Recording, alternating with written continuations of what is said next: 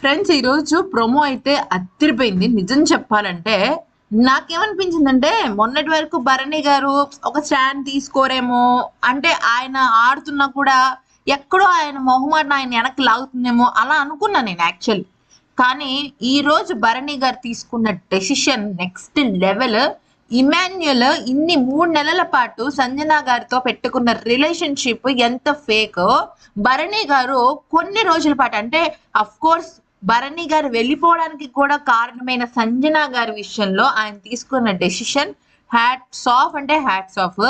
దానికి సుమన్ శెట్టి గారు కూడా ఓకే చెప్పటం నిజంగా నెక్స్ట్ లెవెల్. అంటే ఇక్కడ సుమన్ శెట్టి గారి పాత్ర కన్నా కూడా భరణి గారి పాత్ర ఎక్కువ ఉంది. ఎక్కడో చెప్తా వినండి. సుమన్ శెట్టి గారు ఎవరికి ఇచ్చినా ఇవ్వకపోయినా ఆయన పాయింట్స్ లోనూ ఆయనకు వచ్చిన మనీలోనూ కట్ అయిపోతాయి డబ్బులు. సో ఆయన ఏమంటారంటే, అన్న నాకున్నది నువ్వు ఒక్కడివే ఈ హౌస్ లో అని చెప్పేసి అంటాడు అనమాట. అయితే ఇక్కడ